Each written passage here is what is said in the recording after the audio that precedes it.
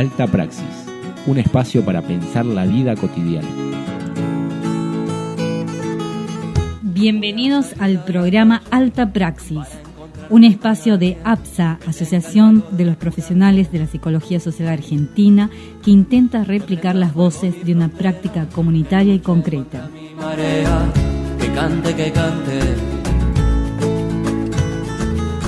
Rescatamos la praxis como punto de partida. Es más, creemos que la psicología social no es tal sino parte de ahí. Creemos que hoy en día estamos interpelados y hacemos este programa para pensar al hombre y a la mujer en situación. Que canta, pero a veces el miedo me atrapa y ese fuego quema mi mapa. Hay extraños mirando, tengo que seguir cantando.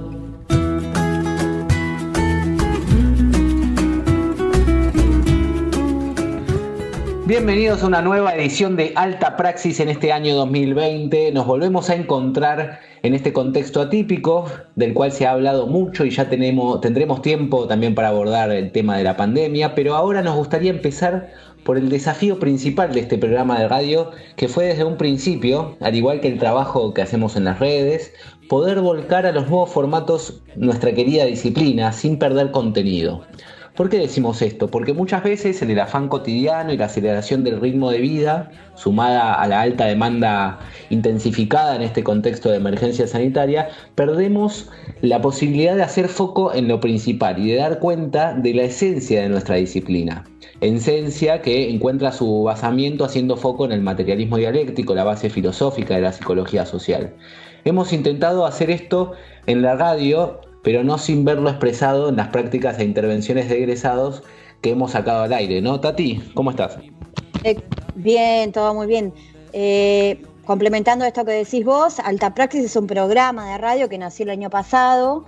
Entonces, ante la necesidad de tener un espacio para pensar la vida cotidiana con otros, al aire, y desde esta perspectiva pichoniana, es decir, de una perspectiva integrada y dialéctica de la realidad, concibiendo la posibilidad de tener un micrófono y la respuesta de colegas como el medio para transformar la realidad y transformándonos a la vez a nosotros mismos, ¿no?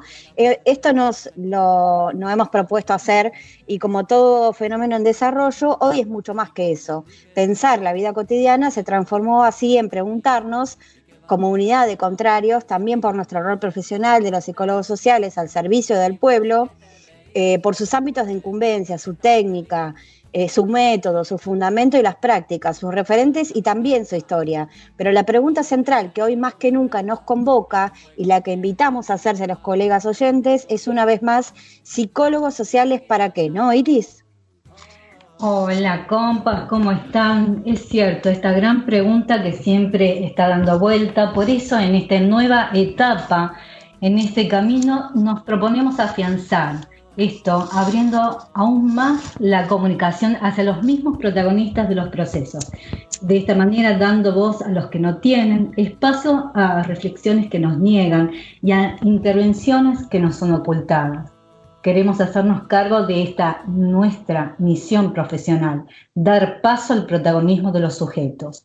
Hoy no tenemos micrófono de radio, no estamos en el estudio, no nos vemos la cara, no nos tocamos. Estamos en nuestras casas, grabando con celulares, adentrándonos en este desafío de que la esencia del programa siga siendo la misma, preguntándonos, intervenir y transformar la realidad en ese mismo proceso, darle también paso al papel que se merece la práctica humana de los sujetos motorizados por sus necesidades. Muy bien, de esta forma empezamos la segunda temporada de Alta Praxis y los invitamos a ser parte de este desafío. Vamos a escuchar Yendo de la cama al living de Charly García.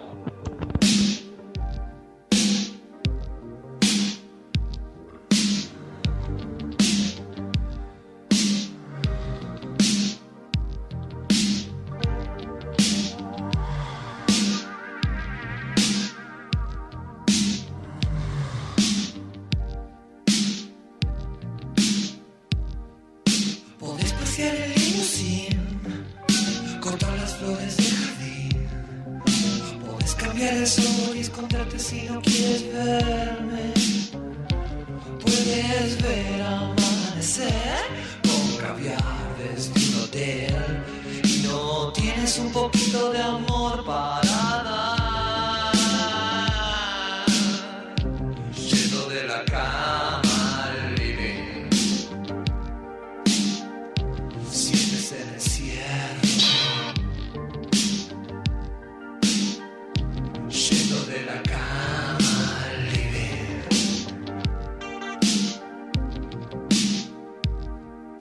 podés saltar de un trampolín, batir un récord en patín, podés hacer un gol y podés llevar tu nombre al cielo, puedes ser un gran campeón, jugar en la selección y no tienes un poquito de amor para dar.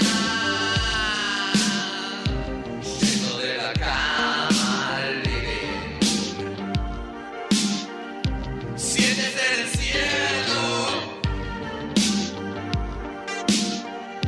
Yendo de la cama al living.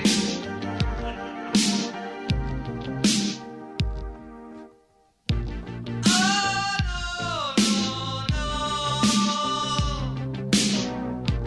No hay ninguna vibración, aunque vives en mundos de cine. No hay señales de algo que vive en mí.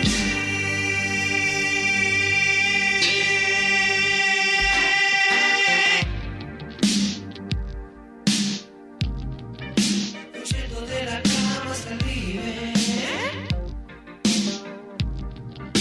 siento el encierro. Huyendo de la cama hasta el living,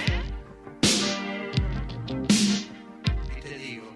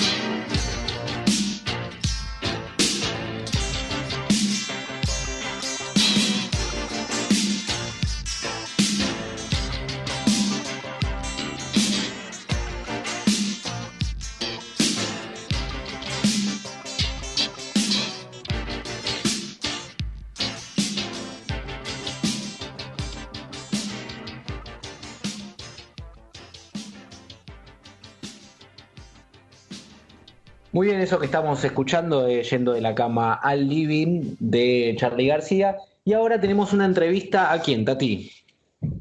Tenemos una entrevista con el doctor Jorge Luis Pellegrini. El doctor Pellegrini es médico psiquiatra y es escritor. Aparte, como información importante adicional, puedo decir que fue vicegobernador de la provincia de San Luis. Tuvo el Premio Mundial Geneva 2005 por promover los derechos humanos en psiquiatría en el Hospital Escuela de Salud Mental de San Luis. Fue invitado como profesor a universidades europeas y latinoamericanas y consiguió en 1993 que un acto terapéutico como la apertura de los hospitales psiquiátricos se convirtiera en un debate cultural en la Argentina sobre la riqueza humana de atender en sociedad, a quien la necesite.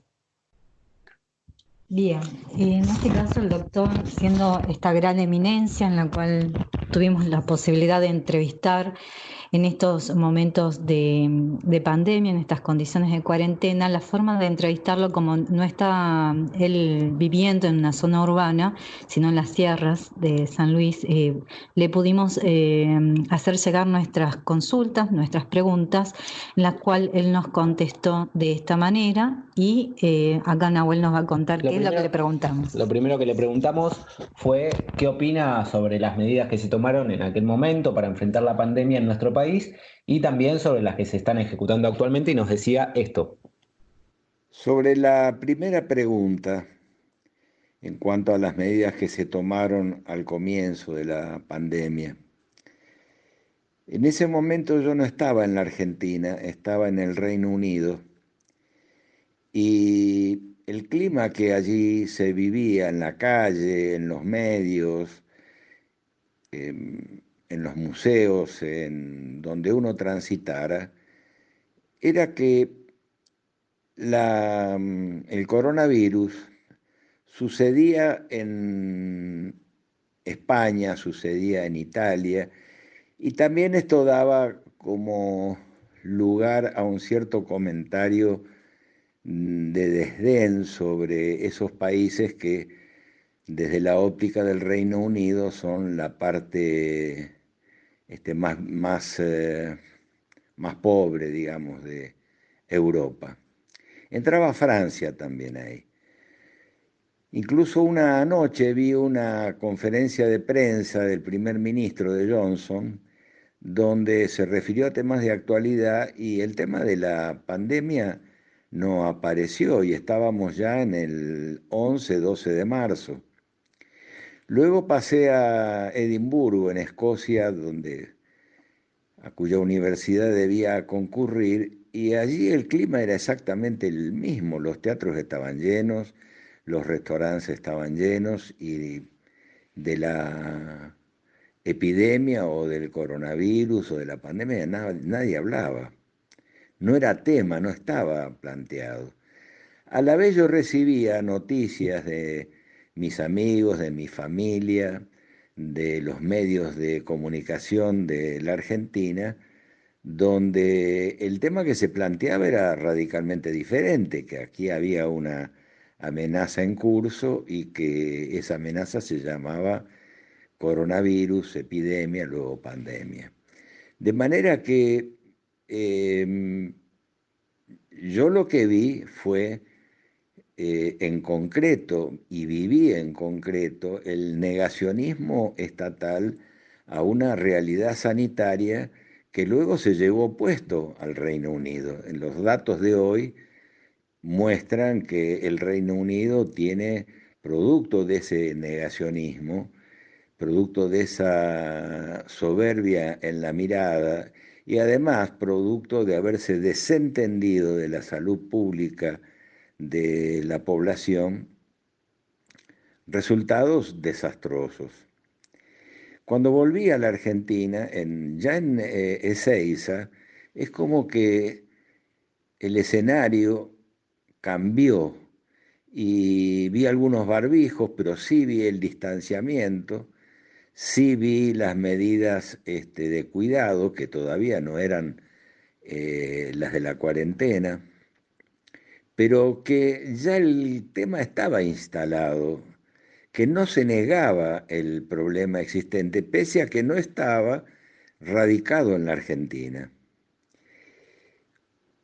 Cuando volví a mi casa, acá en San Luis, tuve que hacer la cuarentena en mi domicilio. El hospital público vino 2 veces por día a verme, a ver qué necesitaba, controlar cómo estaba, y luego, bueno, de 2 semanas se levantó mi cuarentena personal, pero ya estaba la cuarentena, ya estaba el aislamiento social obligatorio.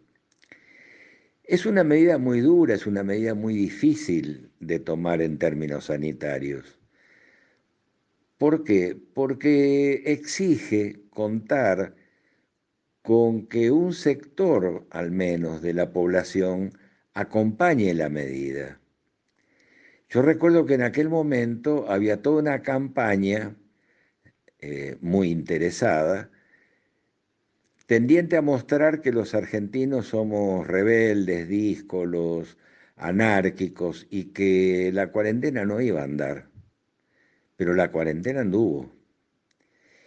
Y recuerdo bien que en las primeras 2 semanas la campaña de los sectores que se oponen a las medidas que se han tomado en el plano sanitario, básicamente por una opción de política opositora hacia el gobierno nacional, recalcaban y dedicaban minutos y minutos a cuánto episodio de violación de la cuarentena hubiera. Yo recuerdo que hubo un domingo en que un joven que venía con las tablas de surf del sur del Brasil y lo tomaron ahí en una autopista cerca de Buenos Aires, creo que fue cerca de Buenos Aires, fue noticia de los canales durante 3 horas.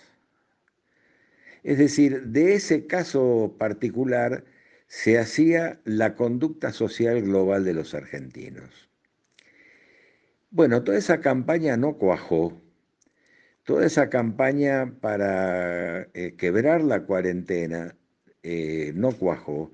Y no cuajó por varios factores. El primero es que la población, desde distintos ángulos y por distintas razones, confluyó en una toma de conciencia sobre que ese era el elemento necesario para poder enfrentar la amenaza epidemiológica. También jugó un papel importante otra medida que se tomó desde el Estado, que fue rodearse de los mejores. Creo que este tema no se ha valorado todavía quizá lo suficiente, aunque los que organizaron el jueves una marcha contra la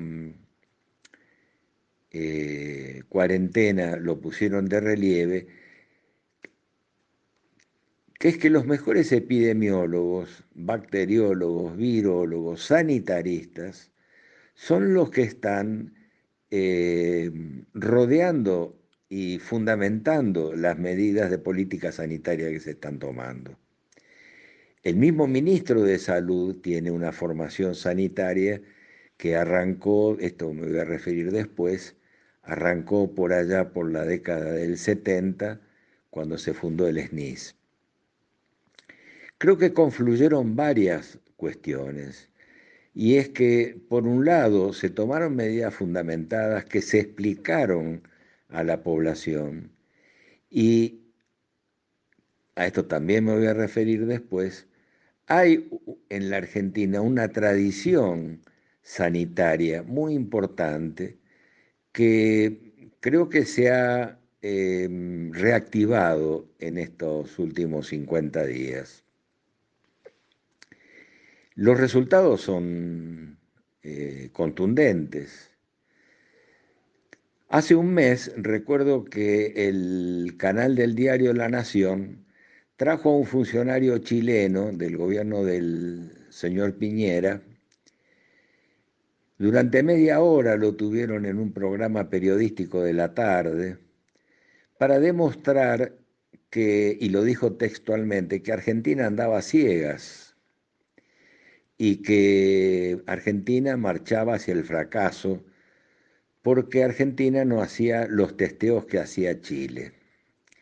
¿Cuál es la realidad hoy? Que Chile, que tiene la tercera parte de nuestra población, tiene 3 veces más casos de coronavirus y de muertes que Argentina. Por supuesto que el Diario de la Nación no va a rectificar aquella medida, pero se utilizaron una cantidad de pseudoargumentos para contrarrestar la seriedad científica y académica con la cual se tomaron las medidas sanitarias en nuestro país.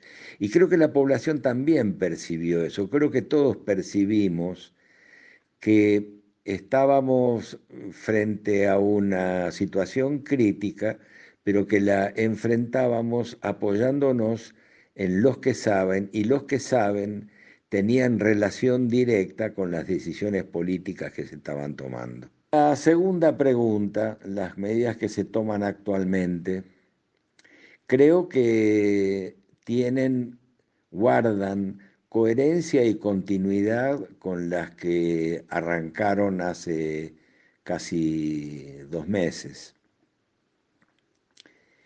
El virus ha entrado a la Argentina y ha corrido muchas cortinas, ha abierto muchas puertas y nos ha mostrado cantidad de situaciones críticas, dolorosas, socialmente injustas, que la sociedad argentina no quiere ver.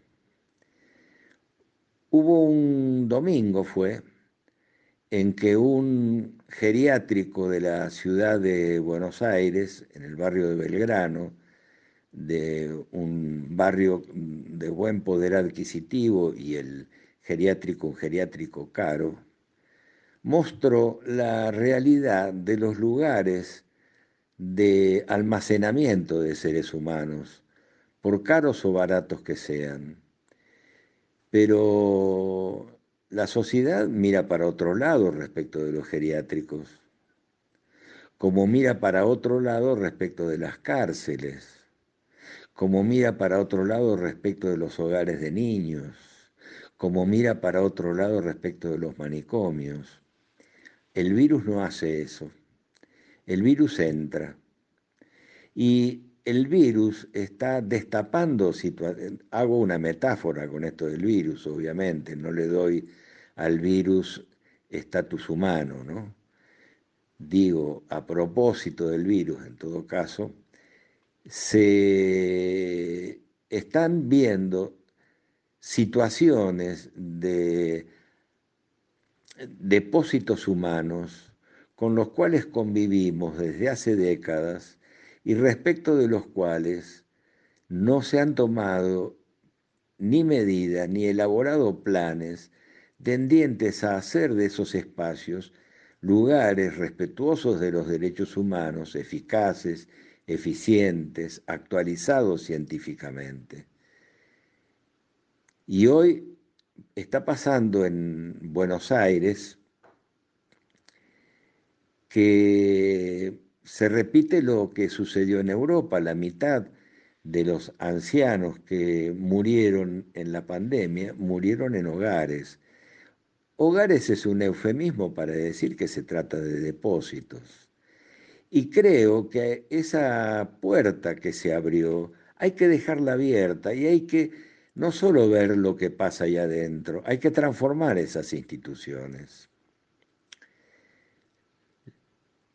Está pasando lo mismo respecto de las villas de emergencia o de las villas miserias o de los barrios humildes concentrados.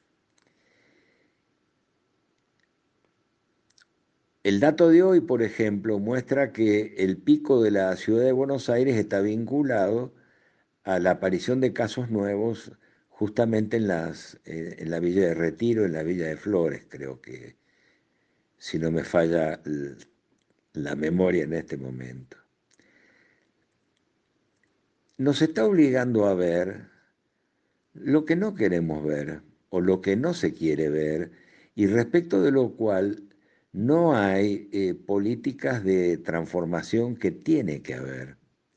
Pero además esos lugares son lugares donde reina la desocupación, reina la miseria, reina el hambre. ¿No lo sabíamos esto? Sí lo sabíamos, pero ahora sabemos otra cosa más, que esos espacios humanos son potencialmente peligrosos, no solo para los que habitan en ellos, para la sociedad en su conjunto.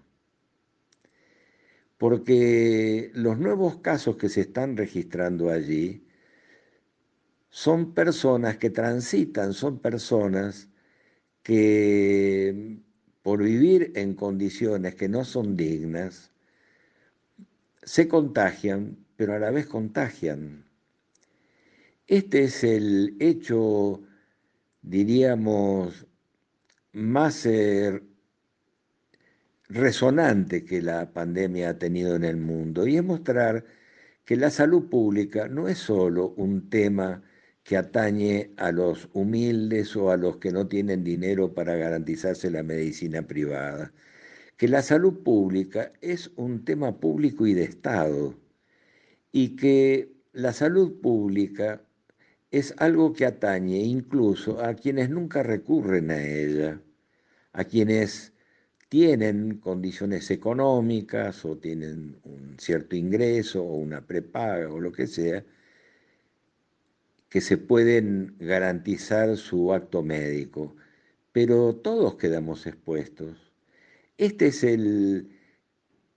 yo diría que este es uno de los temas que la pandemia está descorriendo, el velo que está descorriendo o volviendo a descorrer, porque ya en el siglo XIX esto había pasado, que es que los temas de la salud pública, como los temas de la educación pública, pero los temas de la salud pública conllevan peligros que son directos para el conjunto de la sociedad.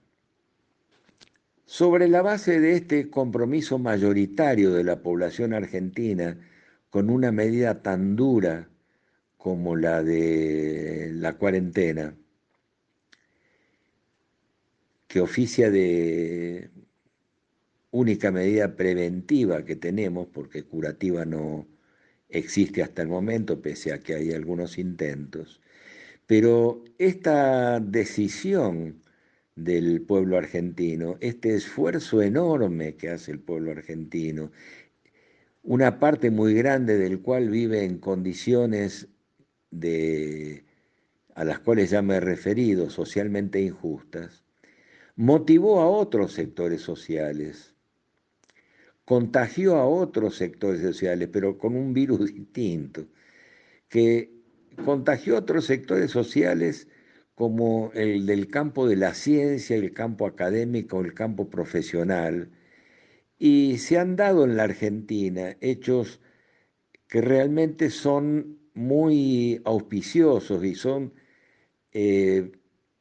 propios de un pueblo que cree en lo que hace, como los descubrimientos sobre las distintas cepas del virus circulante en el Malbrán, o este kit de rápido para poder detectar anticuerpos circulantes, y otras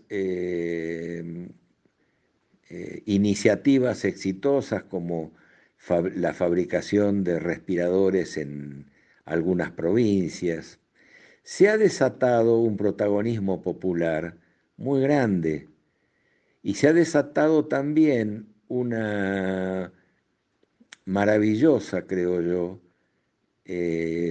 necesidad de conocimientos que nuestra gente del campo científico, del campo académico, está encarnando muy bien y que creo que es fiel al compromiso que la población argentina está tomando con esta lucha tan compleja, tan difícil, que además tiene enemigos muy poderosos, porque realmente a veces cuesta creer que haya sectores políticos, sectores económicos, que apuestan a que la pandemia barra con un sector de la población argentina para que esto se transforme en un fracaso político de un gobierno.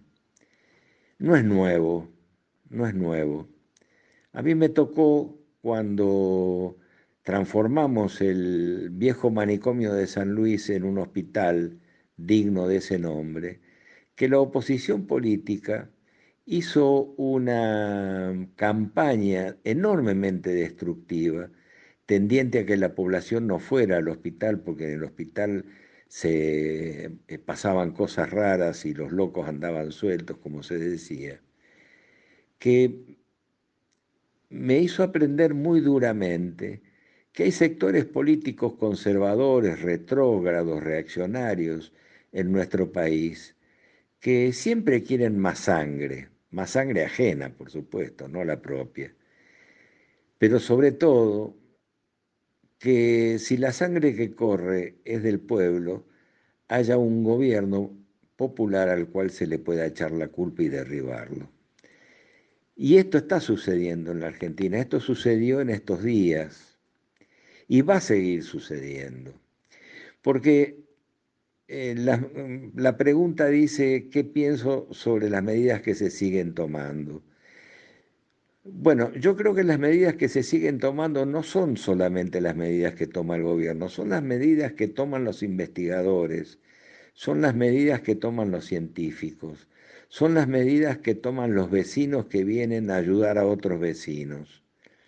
Las 2 semanas que yo estuve en cuarentena, yo vivo solo en un lugar muy aislado, muchos vecinos vinieron a preguntarme si necesitaba algo. Estas también son medidas que se toman y que creo que están vinculadas a una bandera que en la Argentina tiene una historia, y ahora me voy a referir a ella, que es el ejercicio de la soberanía sanitaria. La Argentina, para enfrentar la pandemia, lo hizo con sus propios recursos, que no son muchos, los materiales, con sus recursos humanos, con sus conocimientos, con sus planes, y estamos ejerciendo una soberanía sanitaria que puede transformarse en el futuro en logros mayores. De modo que esto está en lo académico, esto está en lo científico y esto está en lo popular. Y esto inevitablemente tiene un efecto importante en las medidas de gobierno y en el propio gobierno nacional y en los gobiernos provinciales. Muy bien, y por último le preguntamos sobre la discusión que hay en el momento actual, particularmente en los medios, acerca de esta contradicción entre la economía y la salud. Le dijimos, ¿qué piensa usted al respecto? Y nos decía esto para finalizar. La Argentina no es un país más de Latinoamérica en términos sanitarios. La Argentina tiene una historia sanitaria muy importante. Una historia sanitaria que incluso viene desde fines del siglo XIX, cuando Argentina resistió, y no eran gobiernos que podían decirse gobiernos populares justamente, los gobiernos liberales, aristocráticos de aquella época, pero Argentina resistió la intromisión de los Estados Unidos en el campo sanitario en nuestro país. La Argentina resistió la intromisión de lo que hoy se llama la OPS, que se disfraza de muy progresista en la Argentina, pero todos sabemos muy bien que la Fundación Rockefeller, la Fundación Kellogg, etcétera, son las madrinas o padrinos de esa OPS que está en Washington, en un edificio donado por el gobierno de los Estados Unidos y directamente vinculado con esos intereses. Aunque diríamos que hoy por hoy no es solo respecto de ese imperio que la OPS actúa, pero ese es otro tema. La Argentina tuvo una experiencia fundacional, que fue la experiencia de Ramón Carrillo desde el 46 al 54, cuando se echan las bases de la salud pública en nuestro país. Era un gobierno surgido del movimiento revolucionario del 17 de octubre de 1945. Y esto tiñó todo alrededor de los 3 principios que se levantaron en aquel momento, que fue la soberanía política, la independencia económica y la justicia social. Parte de la justicia social fue la lucha por la salud pública y la construcción de la salud pública.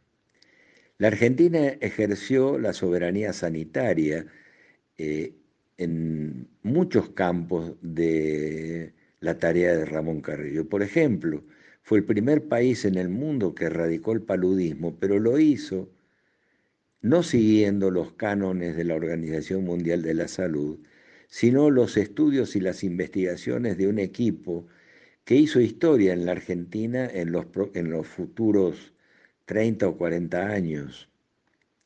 Equipo integrado, por ejemplo, por Alvarado, por Oñatibia.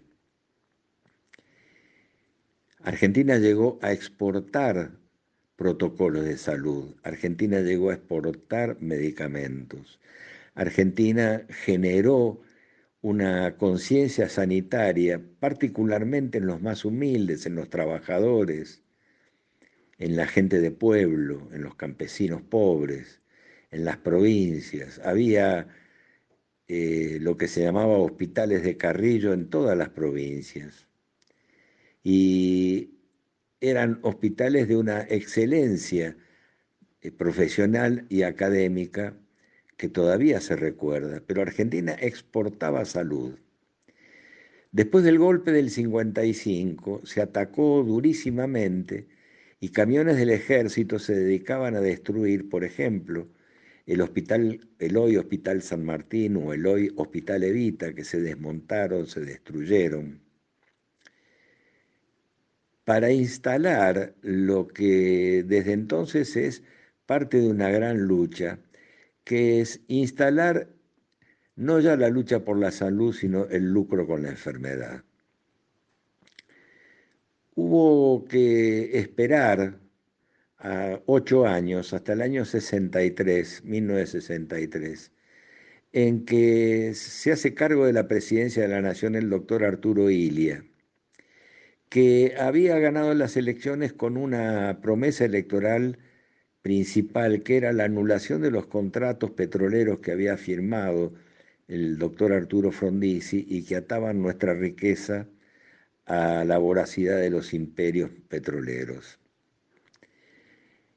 Y el primer acto del doctor Illia en recuperación de nuestra soberanía energética fue anular los contratos petroleros. Pero en el ámbito de la salud fue designado el doctor Arturo Oñatibia, que había sido del equipo del doctor Carrillo y había trabajado con Carrillo, y hay una anécdota muy interesante de Carrillo, que sabiendo que Oñatibia era radical, se lo presenta al entonces presidente Perón en el año 49 fue, y lo primero que Oñatibia en su honestidad intelectual le dice al entonces presidente es que él no es peronista, que es radical. Y entonces Perón le dice, en realidad nosotros tenemos un enemigo común, que es la enfermedad, y nosotros tenemos que pelear juntos por la salud pública. Usted hágalo desde donde usted quiera. Ese es el hombre que Arturo Illia designará en 1963 ministro de Salud. Y parte de la política de salud del doctor Oñatibia, que fue fortalecer el hospital público, fue elaborar una ley de nacionalización de todo lo vinculado a la industria farmacéutica, a la producción, a la distribución de medicamentos. Y esa ley estaba en el Congreso cuando se produjo el golpe de Estado del 66. Y fue uno de los motivos por los cuales se dio el golpe de Estado del 66. Es decir, a partir de ese golpe de Estado, vuelve la Argentina a importar las, entre comillas, recomendaciones y productos y negocios de los organismos internacionales y a subordinar su soberanía política en el campo de la salud, su soberanía sanitaria.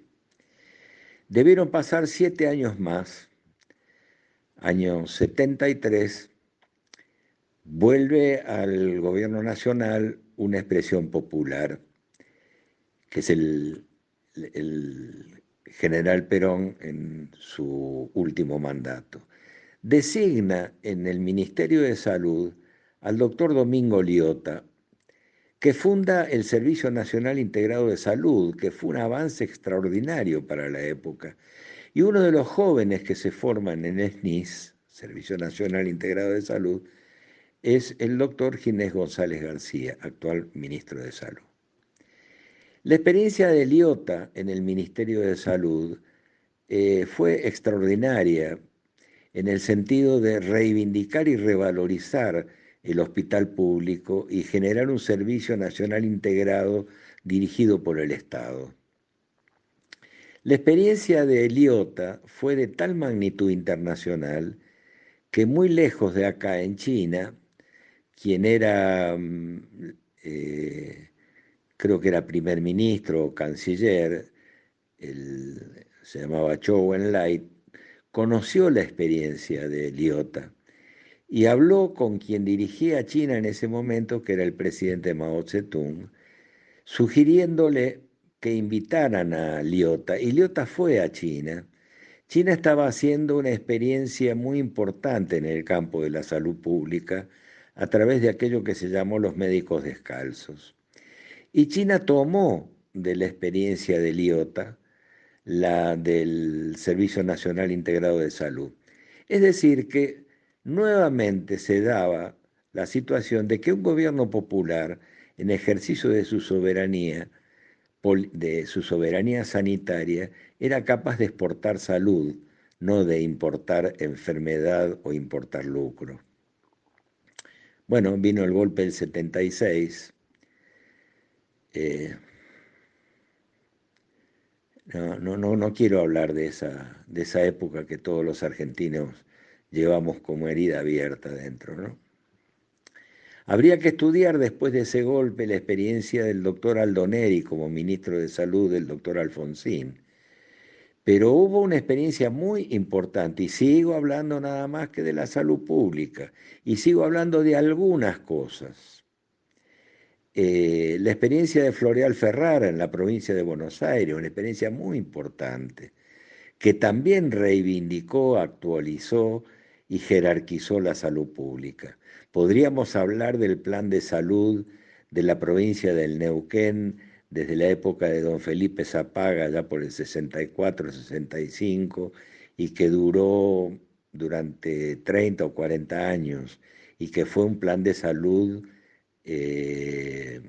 fantástico. O la experiencia del plan de salud pública de la provincia de Río Negro del 73 al 76, u otras muchas. ¿Por qué las menciono? Las menciono porque tienen que ver con una conciencia popular respecto de la salud pública. Ahora, dicho todo esto y sabiendo todo esto, uno entiende por qué los pueblos de los países vecinos vienen a atenderse a los hospitales de la Argentina. Eso que a ciertos sectores aristocráticos y aristocratizantes los escandaliza, de que como si las enfermedades tuvieran fronteras, ¿no?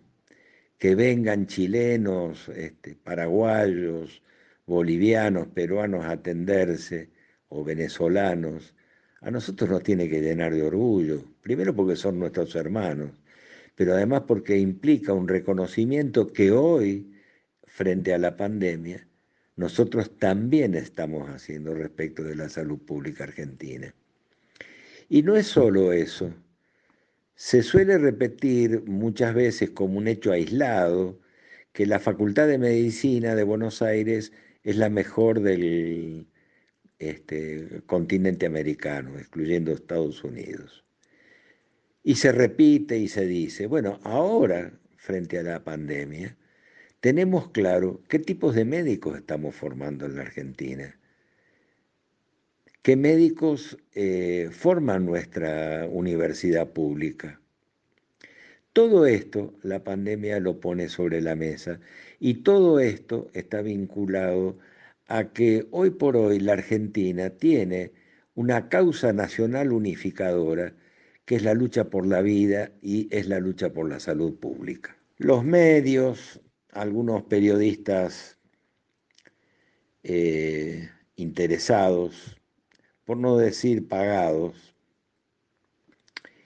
tratan de instalar una falsa contradicción entre economía o salud pública, o salud, ASEC. Yo digo salud pública. Y hacen programas y hablan de lo que va a pasar, porque no les conviene hablar de lo que sí está pasando. Nos pintan catástrofes futuras para que nosotros empecemos a decir, bueno, unos cuantos muertos a cambio de que no haya una catástrofe futura, quizá valga la pena. Lo estoy ridiculizando, pero el argumento es ese.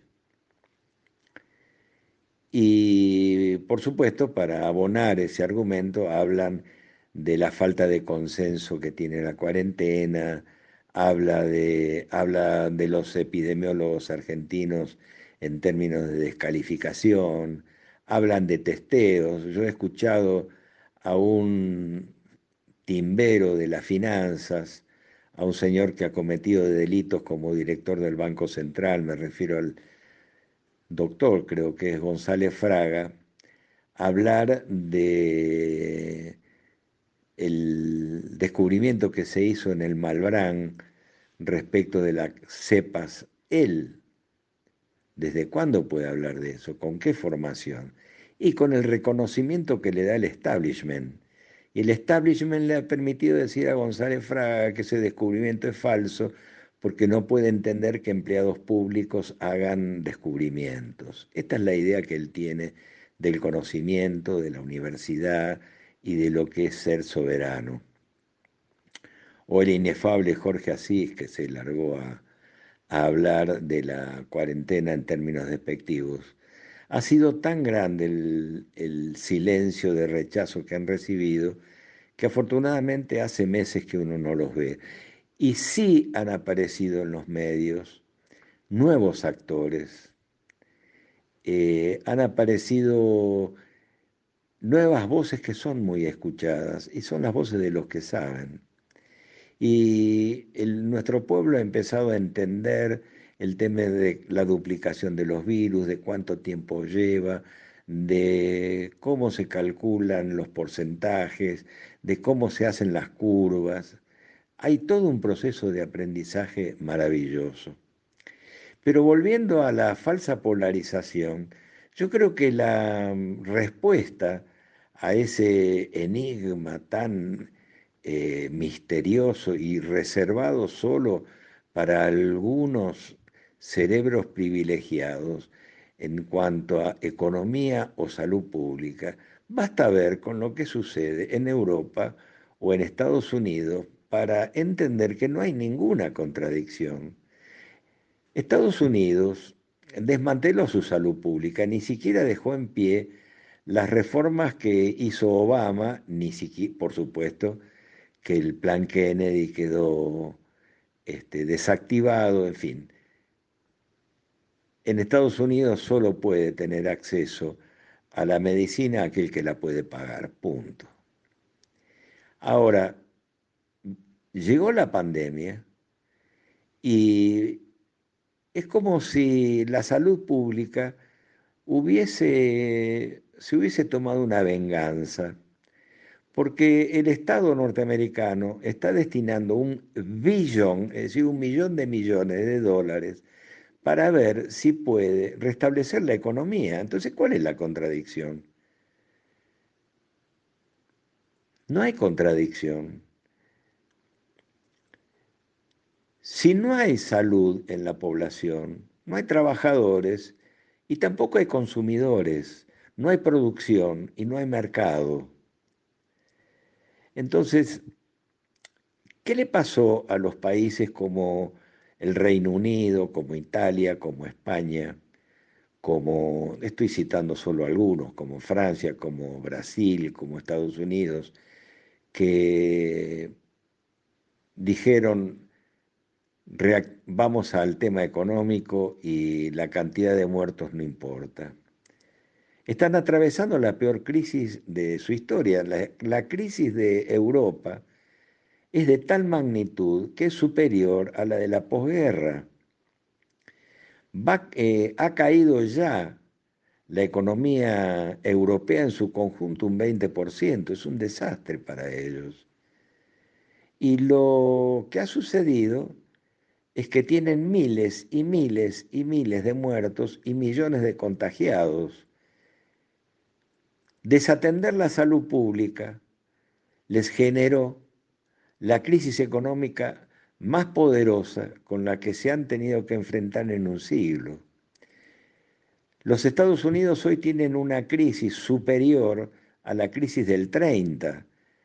Ahora, recordemos que después de que para resolver la crisis del 30, los imperios montaron la Segunda Guerra Mundial.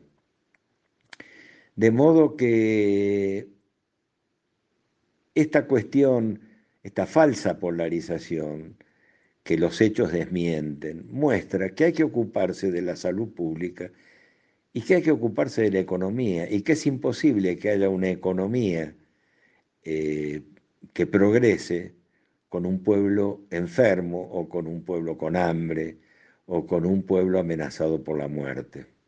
Anteriormente, en un párrafo sobre el tema de la salud pública, yo planteé que la salud pública es inherente al conjunto de la sociedad, no solo es algo que atañe directamente a quienes por su condición de pobres, humildes, desocupados, etcétera, no tienen acceso a la medicina privada. Creo que nuevamente los hechos están mostrando la verdad de lo que digo, porque la producción, lo que llaman la economía, se ha parado porque los trabajadores están afectados. Esto muestra que la salud pública es esencial respecto de la producción de la riqueza. Estamos acostumbrados a pensar y nos han hecho creer que la riqueza depende de los capitales que invierten los que llegan con sus bolsillos llenos de dinero. La riqueza la producen los trabajadores, la riqueza la producen los productores. Ahora, si esos trabajadores no tienen buena salud, o esos trabajadores están amenazados en su seguridad, o esos trabajadores están amenazados por la muerte en su familia o en su barrio, ¿de qué producción vamos a hablar? ¿Y de qué riqueza va a hacer ostentación cualquier país? Entonces, el tema de la salud pública es un tema que atañe a la producción, que atañe a la economía, y cuando digo economía no digo la finanza o la timba financiera, digo a la economía, a la posibilidad de hacer andar un país, de producir riqueza. La pandemia ha vuelto a mostrar que la riqueza la producen los trabajadores. Recuerdo aquel poema de Bertolt Brecht que, bueno, todos tenemos presente, ¿no? De quiénes son los que han construido los rascacielos.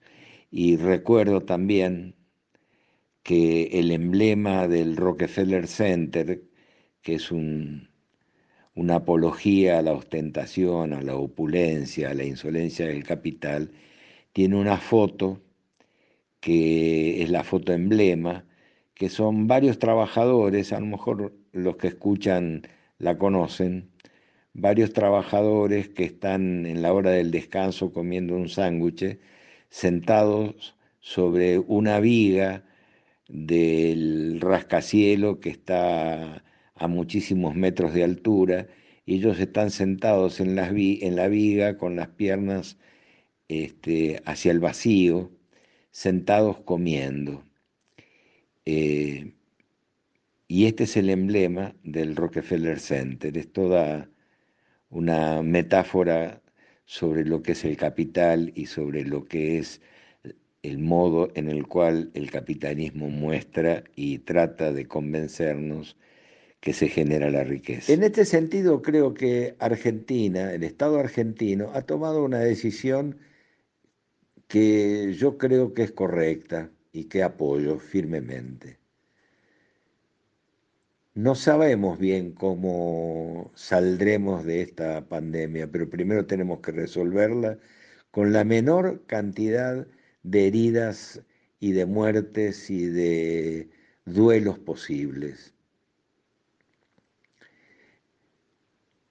Esto es elemental para cualquier habitante y para cualquier estado, o por lo menos debería serlo. Es fundamental el modo en el cual nosotros resolvamos el tema de la pandemia, porque si el pueblo argentino, pasada la pandemia, hace un balance de que la lucha ha sido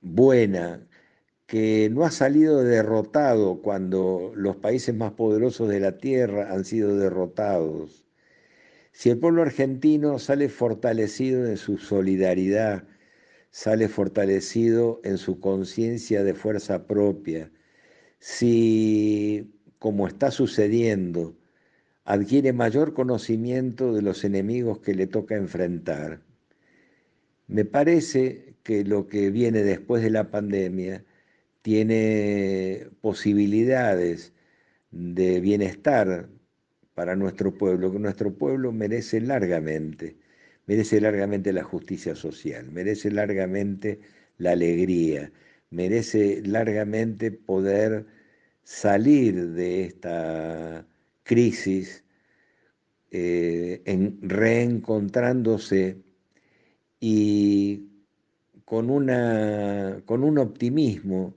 sobre sus propias fuerzas que lamentablemente otras naciones, los pueblos de otras naciones, ya no van a poder tener. A mí me duele mucho porque conozco y porque todos los argentinos conocemos españoles, italianos, los tenemos en nuestra familia, el sufrimiento indecible de ese pueblo. ¿Cómo van a reconstruir? ¿Cómo van a reconstruirse como familias? ¿Cómo van a reconstruirse como aldeas, como ciudades?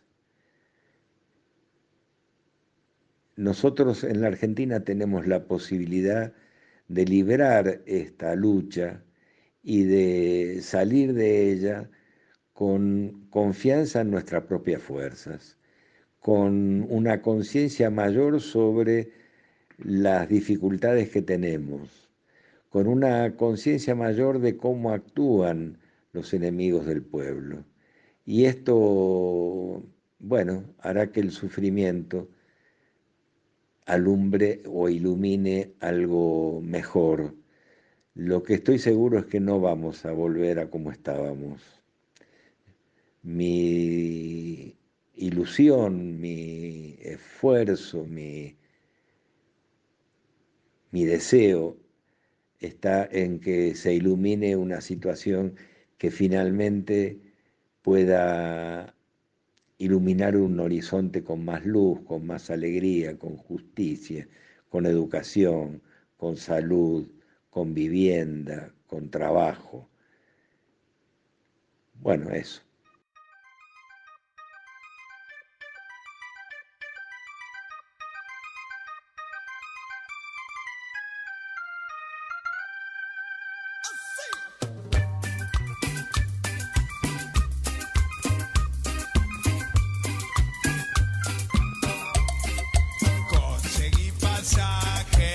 Ya estoy en Misiones, conseguí Cebú y no quiere llover.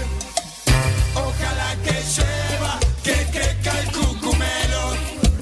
Ojalá que llueva, que tiene que llover. Que cucumelo. Qué linda está la cumbia del cucumelo. Que cucumelo. Buena está la cumbia del cucumelo.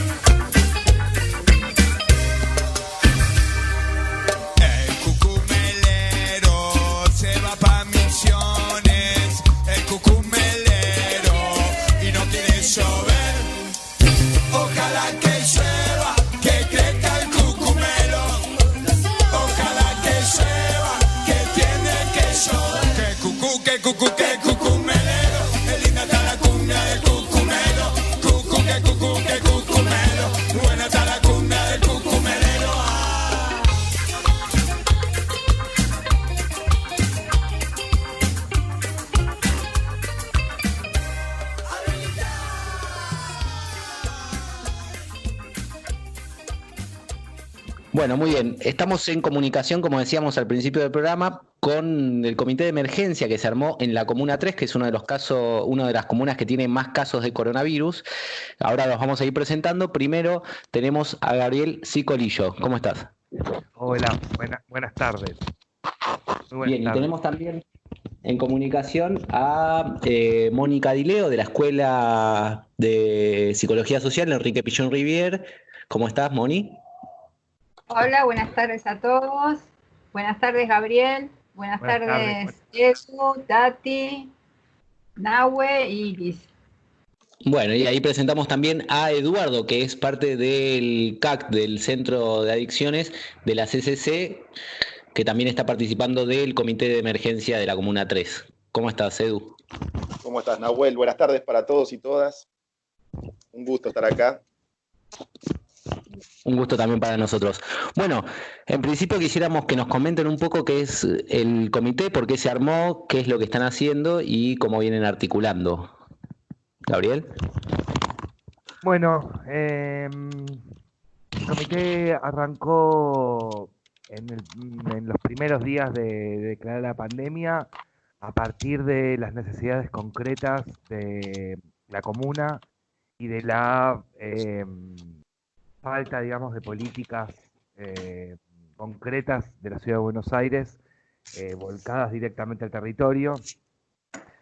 A partir de que encontrábamos ahí como, en cuanto empezó la cuarentena, se empezaron a comunicar conmigo por el carácter de comunero, comedores, ollas, compañeros que hacían viandas, compañeros que trabajaban con gente en situación de calle. Cuando vimos que la ciudad de Buenos Aires no estaba pudiendo resolver las situaciones puntuales que se iban dando, empezamos a buscarle la vuelta para encontrar, para ir tapando los huecos que se iban presentando, y lo que nos dábamos cuenta, un poco los compañeros que estábamos llevando adelante esa tarea, era que estábamos 7 días, 24 horas pendientes del teléfono, y la verdad es que resolvíamos muy poco en comparación de toda la demanda que había, y lo hacíamos de modo muy desorganizado. Entonces comenzamos a pensar un modo de asociarnos y de empezar a construir alguna respuesta más de carácter político. Nosotros somos todos los compañeros que empezamos armando este comité, somos todos hijos políticos de los 90, somos todos jóvenes y adolescentes en los 90, tenemos una mirada bastante negativa de la ONG y de asistir al Estado y de cumplir el rol del Estado.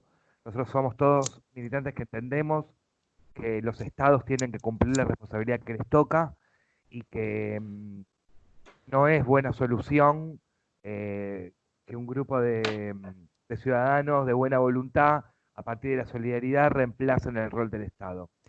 La verdad es que justamente por eso es que el comité permanentemente, más allá de apelar a la solidaridad de los vecinos para resolver las cuestiones más puntuales, el planteo es permanentemente político.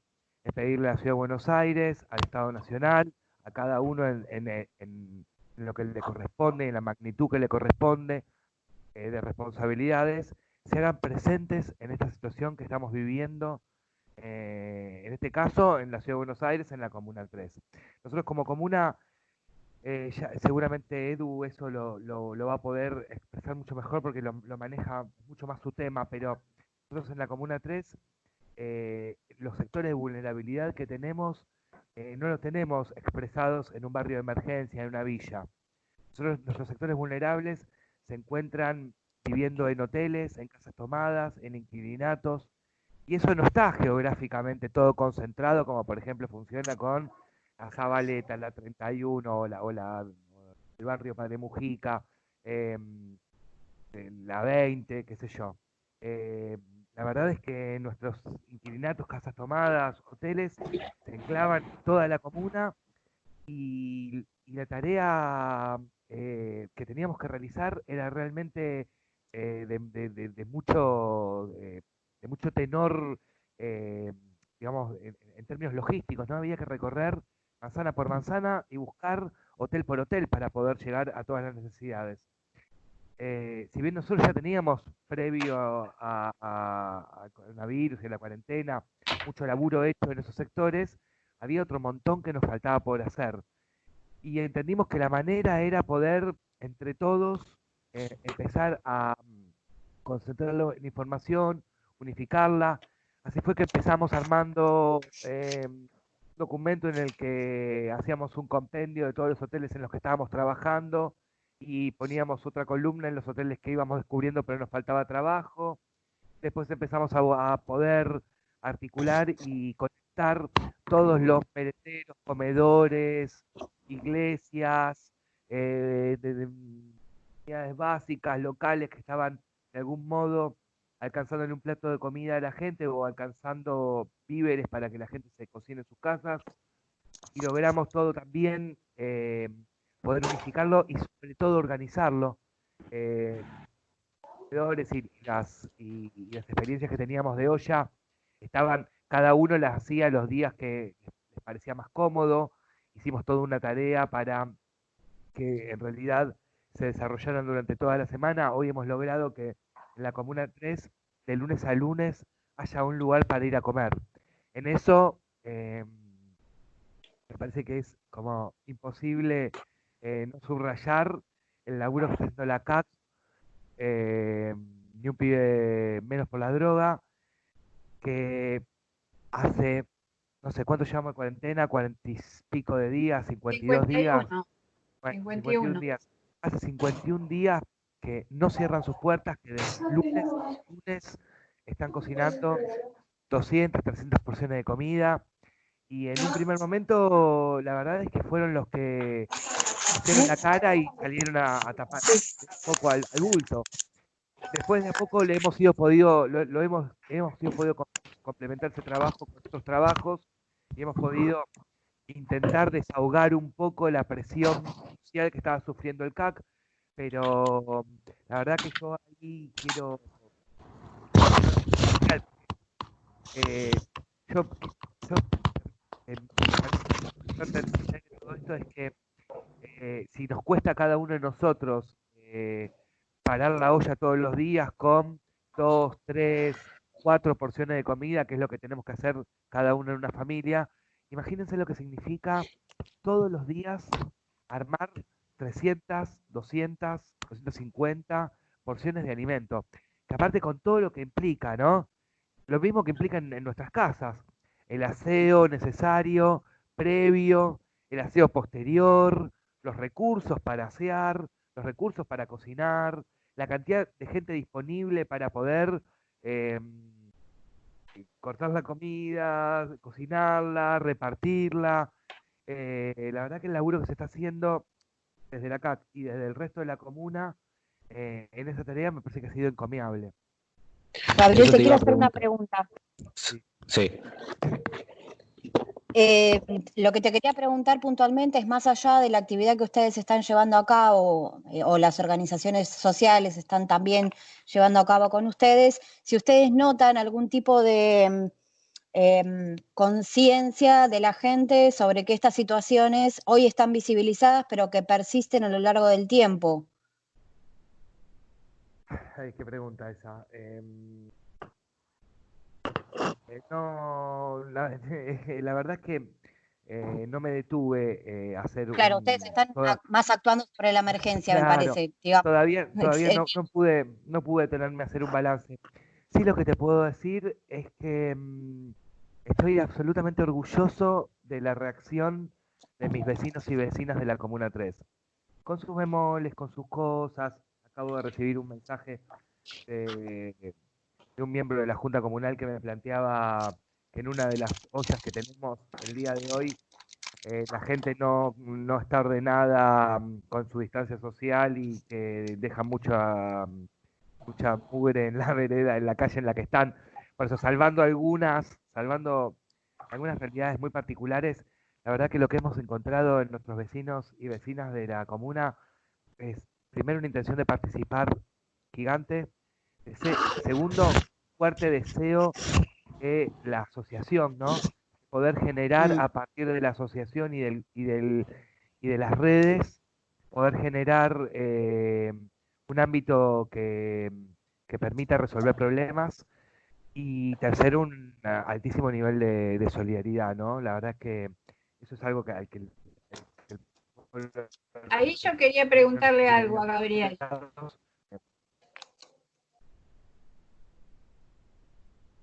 Sí, pregunte, Moni. Gabriel, teniendo en cuenta esto que contás, ¿no? Este entrelazamiento de distintos actores, tantos, ¿no? Políticos, culturales, religiosos, instituciones de educación, organizaciones sociales. Esto se está dando porque a su vez hay un tejido de vínculos que se va hilvanando a medida que se van concretando las acciones, ¿no es cierto? Es decir, haciendo esa tarea se forma ese tejido social que puede contener todo esto que se está desarrollando. Y a mí me surge la pregunta que desde que el comité empezó su funcionamiento, yo sé que vos sos comunero desde el año 2015, ¿no es cierto?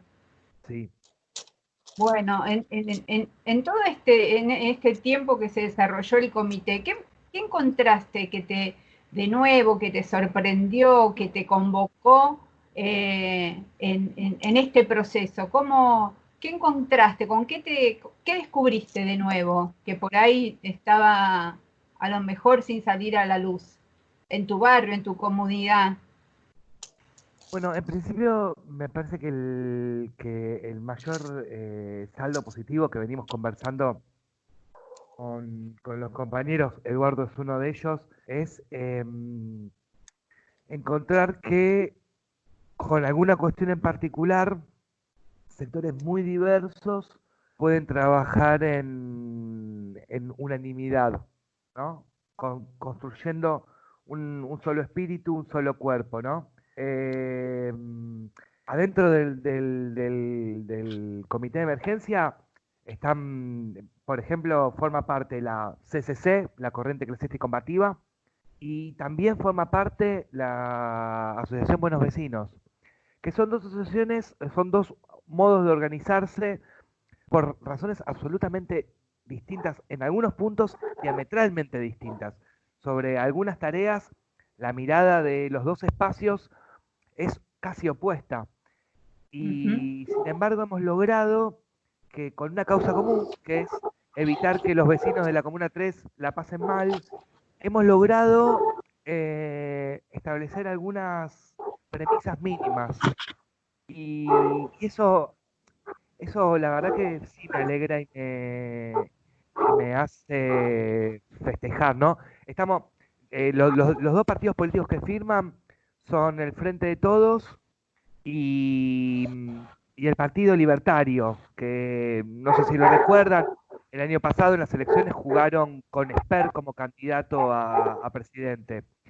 Entre el Frente de Todos y el Partido Libertario hay dos miradas diametralmente opuestas, por ejemplo, respecto del Estado y del funcionamiento del Estado.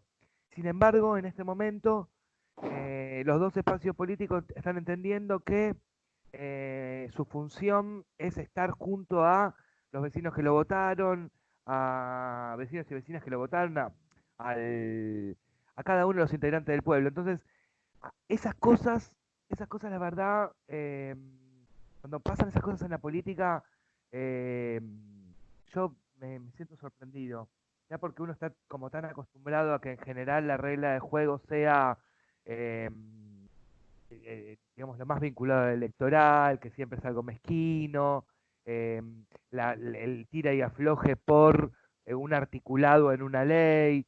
Y la verdad, cuando uno encuentra que, además de todo eso, la política puede encontrar una llave en el entramado social, yo ahí soy feliz. Ahí creo que triunfa Aristóteles. Y Edu, contanos cómo vienen articulando con el comité ahí en el CAC. poco como decía Gaby, nosotros desde el principio de la cuarentena lo que definimos es sostener abierta la casa. Bueno, como lo veníamos haciendo hasta antes de la cuarentena, de lunes a sábados. Y bueno, eso, que al momento de salir, lo que nos encontramos es con un montón de gente con necesidad, en principio, ¿no? lo alimentario. Y bueno, en un principio nosotros lo que tenemos es una cantidad de mercadería, que es lo que llega habitualmente, es para abastecer a 100 personas por día. Y tuvimos una demanda desde los primeros días, del triple de personas que estaban viniendo. Entonces, bueno, en eso nosotros lo que definimos es, entendiendo que esto es una causa nacional y que nos involucra a todos y que era necesario convocar a los vecinos, convocar a los amigos, a los familiares, y digamos, pedir donaciones. Así que bueno, eso nos alivió en un principio, pero se volvía también insuficiente. Entonces fue muy importante lo del armado del comité de emergencia, un poco con Gaby a la cabeza de eso y generando relaciones con un montón de organizaciones que hasta el momento nosotros capaz que ni conocíamos. Y bueno, fue a partir del comité de emergencia que también se empezó a generar el pedido de donaciones y a nosotros nos sirvió mucho, nos sirve todavía. Es más, hoy vino Gabriel personalmente y nos han alcanzado donaciones de mercadería que a nosotros nos sirve para sostener en principio era el comedor, ¿no? Porque esto era un comedor y cuando sucedió todo esto de la pandemia y no podíamos dar abasto, nosotros lo fuimos transformando en una olla popular, ¿no? Es decir, convocar a todos los vecinos también a que fueran trayendo lo que tenían para compartir y ponerlo en la olla. Entonces se generó acá en el barrio una cuestión como de solidaridad y de compartir muy grande. Y bueno, y con eso pudimos ir sosteniendo la tarea principal, que es la de la alimentación. Bueno, y a partir de eso, a partir de esa situación, que es tener la fila de gente todos los días acá en la puerta de la CAC, en un principio en la puerta, después nos cruzamos enfrente porque teníamos por ahí más espacio y porque había algunas quejas de otros vecinos. Bueno, eso, que tuvieron que cambiar el lugar, digamos. Tuvimos que cambiar el lugar, lo fuimos adaptando la situación y empezaron a aparecer otro tipo de demandas que tienen que ver con dificultades, ¿no? Como decía Gaby, acá hay mucha gente en el barrio que vive en hoteles y, bueno, por ejemplo, gente que querían echarla del hotel por distintas razones, porque no podían pagar. Y bueno, también eso fue un trabajo que hicimos, ¿no? Que nos apoyamos en el comité de emergencia para trabajarlo juntos, para ver cómo hacer, para acompañar a esa gente a que no fueran desalojados, básicamente. Claro, eso le iba a preguntar sobre la situación habitacional, a pesar de que está el decreto de imposibilidad de desalojar. ¿Cómo ven esta situación? Hay mucha gente que obviamente no puede afrontar el pago y frente a eso, ¿cómo están actuando los dueños? ¿Qué es lo que vienen haciendo? Respondo yo. Dale. Antes de responder eso, Sí. recién Edu decía, conmigo un poco encabezando, yo cumplo un rol, digamos, soy un funcionario público, entonces un poco como que estoy como en un rol de representación, pero es injusto ponerlo solo. La verdad que hay un montón de compañeros ahí trabajando muchísimo todos los días, y la verdad es que para mí ocupar, o sea, que los compañeros que están trabajando dentro del comité de emergencia descansen en que, por ejemplo, yo venga a hablar con el comité y sientan que lo que digo representa a los compañeros. Para mí es un orgullo gigante, no por ser el que viene a hablar, sino por la dimensión de los compañeros que me ceden el rol de representarlos. Porque realmente esto funciona solamente porque hay un montón de compañeros viendo mucha cabeza todos los días. Cuando tuvimos las primeras reuniones en las que Edu estaba, lo primero que le dijimos a Edu, los compañeros, fue: luego vos ocupate de sostener esas 200 y pico, 300 raciones que das todos los días, poné la cabeza nada más que en eso, nosotros nos vamos a ocupar de ver cómo hacemos para, entre todo, armar y llenar la olla. Y la verdad es que solamente porque hay un montón de compañeros haciendo cada uno lo que tiene que hacer, es que esto pudo tomar la fuerza y articular de la manera que articuló.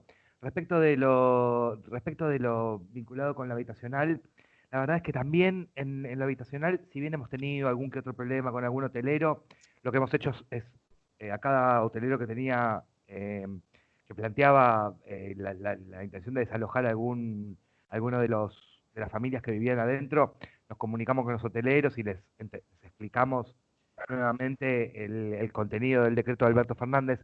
Pero la verdad que lo que hemos encontrado en general en los hoteleros ha sido una predisposición maravillosa, sabiendo que hay muchos que están perdiendo muchísima plata realmente.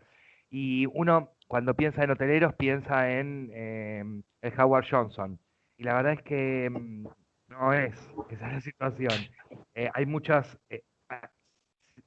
sin duda hay mucho negocio alrededor de las construcciones habitacionales de la Ciudad de Buenos Aires. Sabemos que hay un montón de gente muy poderosa que compra edificios muy arrumbados y los pone a trabajar como hoteles en la Ciudad de Buenos Aires. Pero también hay un montón de gente que ese hotel es lo único que tienen, es lo único con lo que hablaba hace unas semanas atrás con un hotelero de acá de la zona de Once, porque una de las habitaciones nos había planteado que había venido a hacer unos trámites en Buenos Aires los primeros días de marzo, había venido con la familia y habían quedado varados acá y llevaban 50 días, la habitación corre por día, y la familia nos planteaba: si bien nosotros estamos dispuestos a pagar, no vamos a tener los recursos para pagar la totalidad de la factura.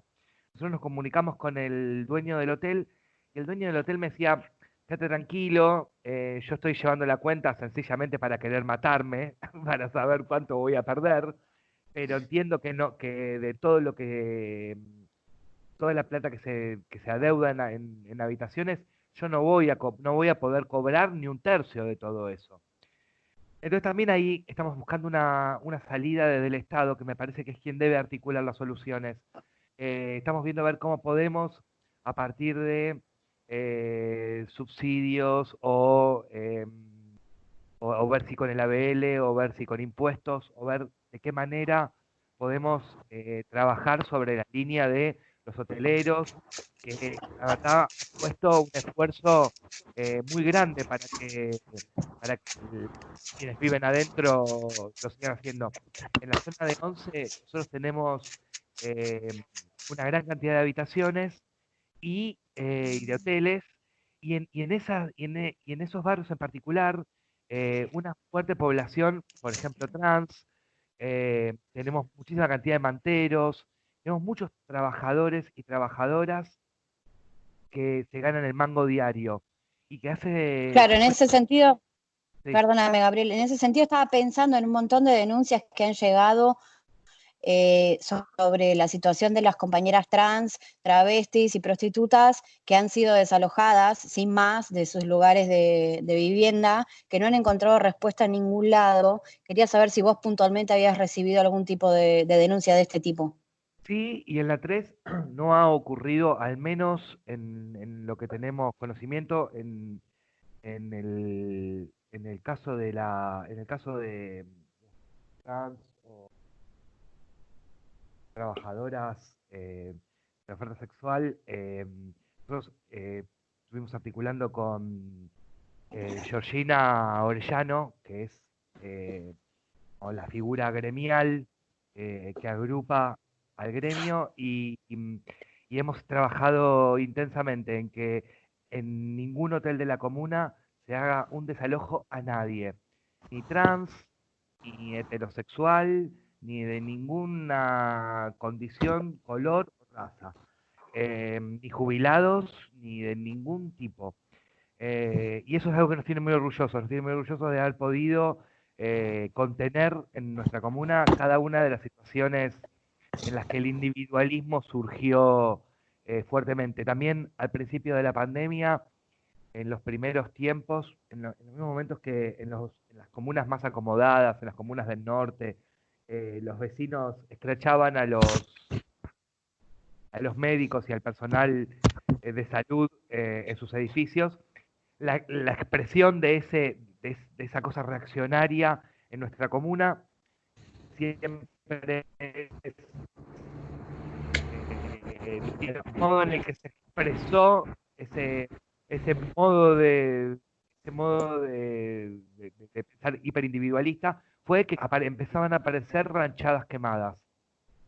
Y la verdad que en esa situación fuimos absolutamente, intentamos trabajar lo más rápido posible y ser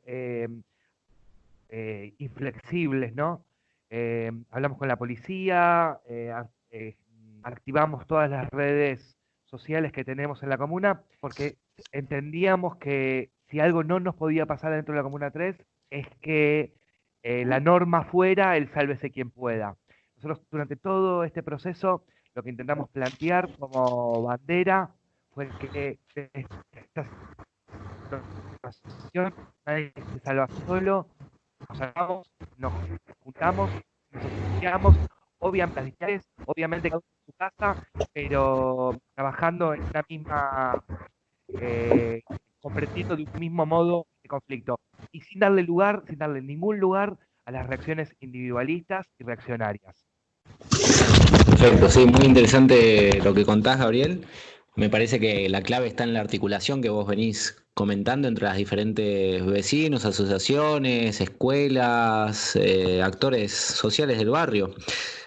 Sobre esto me gustaría por ahí alguna reflexión de Moni sobre los vínculos, cómo ve la situación de los vecinos, por esto que viene contando Gabriel. Sí, justamente estaba pensando en que Ana Quiroga habla de la construcción colectiva de la salud. Y bueno, Gabriel estuvo hablando todo el tiempo de salud, que en la palabra salud, que es la prioridad de todos y el eje que pone bien puesto hoy el gobierno y nosotros acompañando en la medida que podemos. Está incluido el alimento como urgencia, el abrigo, tanto de hábitat, como dice Gabriel, y el físico, y también el abrigo de las relaciones con los otros, porque si no están los otros, todas estas acciones que se están llevando a cabo no podrían satisfacerse. Me parece que hay una construcción colectiva de la solidaridad donde está puesto sobre cualquier diferencia lo más importante, que es ahora ayudar al que más lo necesita. Me parece que eso habla, digamos, que esta comunidad no va a volver, digamos, que los vínculos que está construyendo esta comunidad, este barrio, creo que ya están dejando huellas en este tiempo que es inédito, y que al ser inédito me parece que nosotros somos los que tenemos que editar esta historia, es decir, esta historia la tenemos que escribir nosotros en el conjunto, en el colectivo, es decir, no estamos haciendo una lectura sobre algo que pasó y contamos, no, nos está pasando y nosotros tenemos que editar esto nuevo, y me parece que la respuesta solidaria del barrio, de la comunidad, acompañado por Gabriel y sus compañeros y todos los que colaboramos de alguna manera y aportamos desde nuestro lugar, habla de eso, de esa construcción colectiva de la solidaridad. Perfecto. Cerraría con esa reflexión porque me parece que es muy hermoso en relación a lo que está pasando, es una conclusión interesante, pero me gustaría también escuchar a Edu qué piensa en relación a estas situaciones de solidaridad, si se ve en el CAC, cómo las han sorteado, qué expresiones aparecen. Bueno, sí, son muchas cosas, ¿no? Pero a mí me parece que esa es la clave, ¿no? Lo solidario que se armó, ¿no? Esta lucha en conjunto. Creo que en eso el comité de emergencia juega un papel súper importante, ¿no? Porque a todos nos ayuda a ampliar las redes, ¿no? A conocernos y a saber qué es lo que hace cada organización y en función de eso ponerlo a disposición. Por ejemplo, nosotros tenemos, acá en la CAC, tenemos varios talleres productivos que funcionan durante todo el año y uno de ellos es el taller de costura. Bueno, y en esta situación donde se necesitan barbijos es a través del comité de emergencia, ¿no? Que también en el que participan, por ejemplo, comerciantes, ¿no? De la zona de Once. Entonces, una iniciativa es a través de ellos que tienen las telas, que tienen a disposición esa mercadería. Por ejemplo, nosotros tenemos acá a las máquinas y las mujeres que saben cómo confeccionarlo, es hacer barbijos para todas las ollas, para todas las personas que están trabajando en las ollas y así cuidarnos entre todos. Entonces se van generando ese tipo de iniciativas que nos van involucrando a las distintas organizaciones que hacemos distintas cosas y en eso está... No sería posible si no estuviera la articulación del comité. Y a su vez, me parece que también un poco lo que decía Gabriel, que por un lado tiene que ver con la solidaridad y encontrarse con otros y poder llevar iniciativas y tareas en conjunto, pero también aunar un poco los reclamos, ¿no? Y reclamar a quien corresponde, que eso es fundamental y también es parte de la tarea del comité. Creo que acá en nuestra comuna, bueno, creo que lo más importante o llamativo tiene que ver con lo que sucede en el Hospital Ramos, que es el único hospital de la comuna. Bueno, y ellos ya de antes de la cuarentena venían con una serie de reclamos y que ahora en plena cuarentena se intensificaron y aparecieron otros que tenían que ver más que nada con la falta de elementos de protección para poder trabajar. Y bueno, y es también a través de ese espacio en común que, por ejemplo, nosotros desde la CAC estuvimos fabricando máscaras para llevar allá a los trabajadores del Hospital Ramos. A los trabajadores del Hospital Ramos, sí. Y que a nosotros también eso nos alimenta, porque nosotros tenemos un montón de gente del barrio que así como la necesidad, no sé, un poco lo que planteaba Moni, existe la necesidad de la alimentación, la necesidad de tener un techo, pero también la de encontrarse con otros y llevar adelante alguna tarea. Entonces, por ejemplo, esa tarea de la fabricación de las máscaras la resolvieron los vecinos de acá. Nosotros lo que pusimos fue el espacio, fuimos consiguiendo los materiales y fueron los mismos vecinos del barrio que confeccionaron las máscaras. Bueno, claro, un trabajo en conjunto que... Es un trabajo en en la medida también que van apareciendo las necesidades y aparecen los reclamos, no es lo mismo reclamar solo que reclamar en conjunto. Por ejemplo, no sé, lo que sucede con el CPI, CPI Semillitas, que está acá también en el barrio. Sí, el Centro de Primera Infancia. Ajá, con quienes venimos trabajando también en conjunto hace mucho tiempo. También la pelea que hubo ahí es por la mercadería para entregar a las familias de los chicos que asisten al jardín, y que eso se fue resolviendo durante este tiempo, pero siguen habiendo otros reclamos, sigue faltando, por ejemplo, lo que es proteína, lo que es carne para los chicos. Y bueno, eso, que no es lo mismo hacerlo solo que ir aunando los reclamos que tenemos todos y canalizarlo a través del comité. Por esas dos cosas me parece que es súper importante. Lo que tiene que ver con el reclamo, en este caso al gobierno de la ciudad, para que ponga los recursos necesarios y a su vez para trabajar en conjunto entre las organizaciones y viendo qué es lo que se necesita.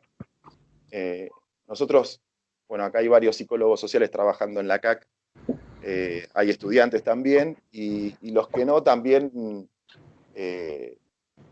fueron aprendiendo mucho, y uno acá eso, afina la escucha, y a partir de una necesidad que tiene que ver, no sé, por ejemplo, sobre, como decía antes, no sé, cuento una situación para poder explicarme. Sí. De una persona que viene acá a comer y que viene a retirar la vianda, planteaba que tenía un problema habitacional, es decir, en el hotel en el que estaba viviendo lo querían echar. Eso ahora Gaby también, yo se lo conté. Y bueno, en un principio, antes que nada, dijimos, bueno, vamos a hablar con el administrador. Y fuimos con otro compañero a hablar allá. Y lo que sucedió ahí, nosotros llevamos el decreto, como pensábamos que iba a ser otro tipo de charla, y el administrador lo que planteaba es que esta persona es una persona muy responsable y demás, pero que tiene problemas con el alcohol, y que cuando está en situación de ebriedad,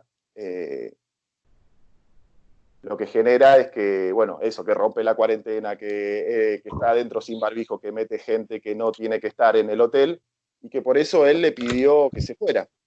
Entonces, sí, a partir de esa situación, nosotros empezamos un trabajo con esta persona, que digamos, que pudimos resolver esa situación en que no lo echara, en que se pudiera quedar, pero que también asumiera algún compromiso en el comportamiento en ese lugar. Y claro, nosotros iniciamos un trabajo con él en relación a su problema de adicción. Entonces, es eso, todo el tiempo están surgiendo problemáticas y necesidades que, si uno está atento y tiene la posibilidad de abordarlo, eso, son múltiples, y bueno, es un trabajo ir abordándolo y trabajándolo. Claro, y ustedes actúan como articuladores. Sí.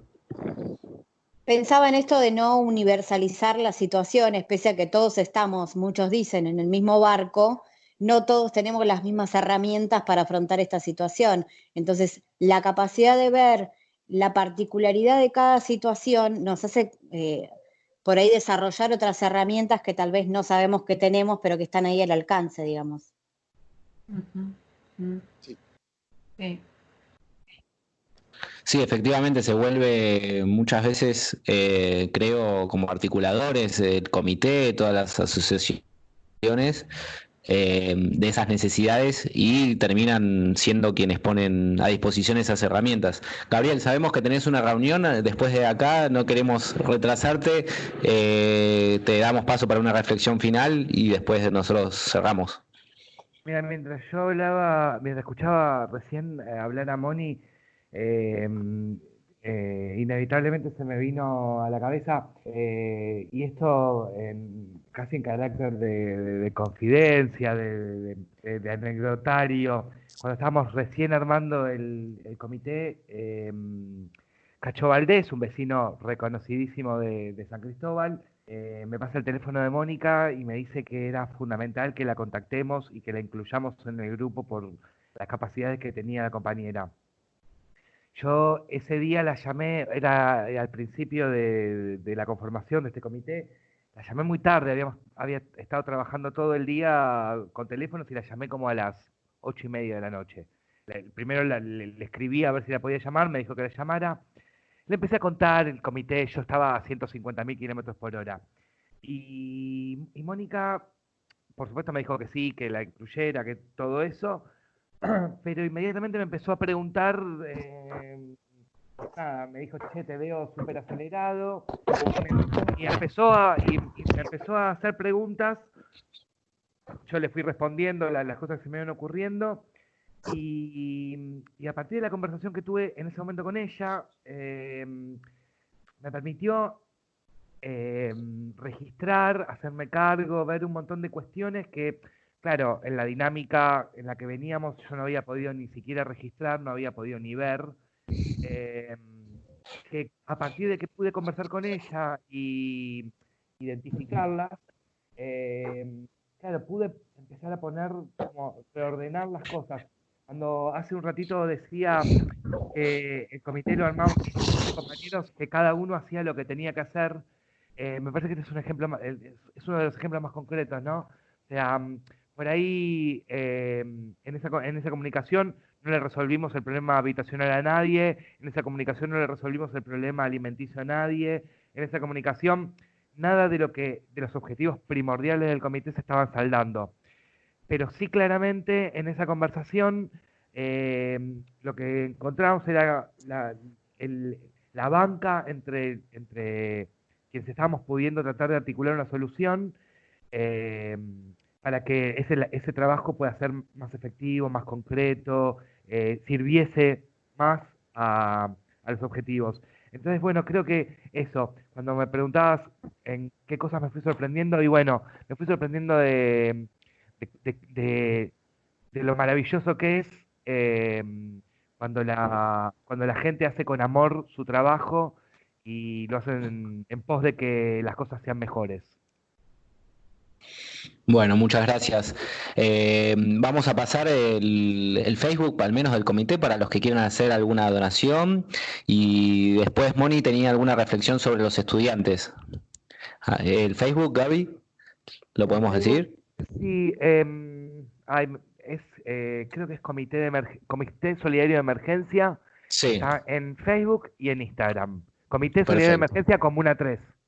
Perfecto. Ahí pedimos a los que puedan y estén escuchando las donaciones, porque la verdad hacen la diferencia, como escuchamos a Eduardo y a Gabriel, es muy necesario, implica mucha movilización y la verdad es que los aportes en este momento ayudan a que una persona pueda tener su plato de comida. Moni, para finalizar, una reflexión que querías hacer. Sí, primero decirle a Gabriel que seguimos estando a disposición y que por suerte los aportes que podemos hacer nos nutren y a nosotros también nos enseñan, y yo aprendo de él y de todos los que están trabajando, de Eduardo, que están poniendo el cuerpo en todo momento y están ahí en el frente de batalla junto con los trabajadores de la salud, y que también junto con Tati, con los estudiantes desde el centro, se están armando equipos. Bueno, uno te tengo que decir que se armó y está trabajando con Cacho, que sé que es de otra comuna, pero también hay que ser solidario con el territorio, porque teníamos la propuesta, teníamos un grupo de estudiantes del año pasado que que trabajó todo el año con gente en situación de calle, tenía un montón de ropa para donar y entonces articulamos con él, con los estudiantes, y hoy hay armado un ropero que ya empieza en funcionamiento este lunes también, y conteniendo a las personas que van a ese comedor, y también otros estudiantes están participando del comité de crisis. Estamos atentos todo el tiempo y realmente tratando de construir con Ayelén también un vínculo que nos permita armar algo escrito, y así se van dando las redes de a poquito, conociéndonos con afecto, sabiendo que cada uno da lo mejor de su lado, y que bueno, y que la escuela está a disposición para lo que sea necesario.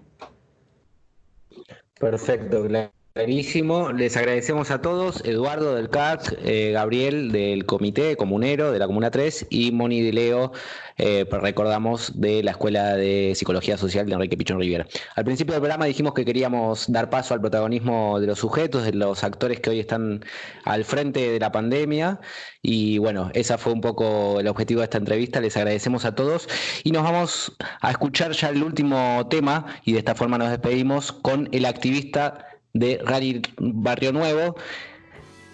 Gracias a todos, un saludo.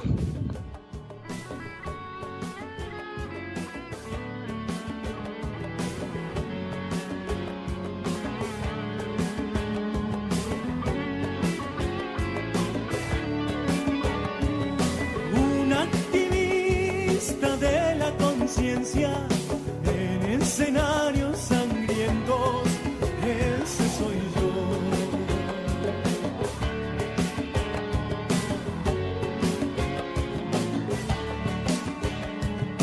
Soy el latido de la nodriza que mutilaron el vientre, soy su canción.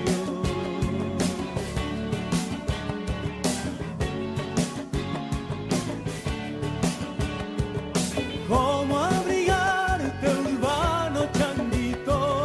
Con mi guitarra en tu fuego y date calor. Me voy camino de la esperanza, con mi fusil remontado en el corazón.